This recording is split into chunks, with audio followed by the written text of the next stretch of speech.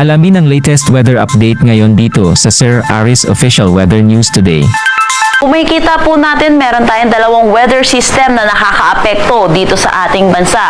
Una na dito ang Intertropical Convergence Zone or ITCZ na bahagyang umakyat po at ito'y nakakaapekto na sa kabuuan ng Mindanao.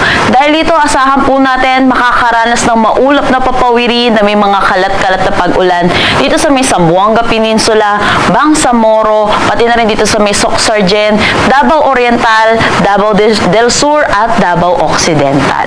Samantala, itong easterlies natin or yung mainit at maalinsangan na hangin na nanggagaling sa dagat Pasipiko ang umiiral dito sa eastern section ng Luzon. Dahil dito asahan po natin Metro Manila at nalalabing bahagi ng ating bansa. Makakaranas po tayo na maaliwalas na panahon pero asahan natin magiging mainit at maalinsangan ang ating tanghali hanggang hapon na mataas ang tsansa ng mga pag-ulan sa hapon at sa gabi dulot ng mga localized thunderstorm. Sa ngayon, wala naman tayong minomonitor na anumang bagyo or low pressure area sa loob at labas ng ating Philippine Area of Responsibility. Pero kung may kita po natin dito sa satellite animation po natin, meron po tayong kumpol ng kaulapan dito po sa labas ng ating Philippine Area of Responsibility. At patuloy po natin ito i-monitor kung magiging ganap na low pressure area sa mga susunod na araw.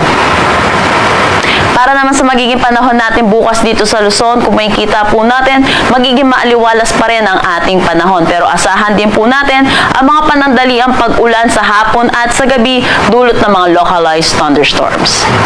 Agwat ng temperatura for Metro Manila at Tugigaraw 25 to 32 degrees Celsius, Lawag 24 to 32 degrees Celsius, Baguio 17 to 24 degrees Celsius.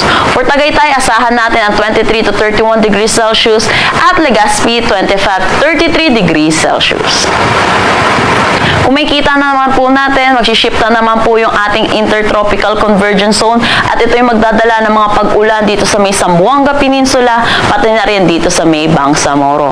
Pero kung may kita naman po natin, para dito sa Palawan, Visayas at nalalabing bahagi na itong Mindanao, ay asahan po natin magiging maaliwalas ang panahon.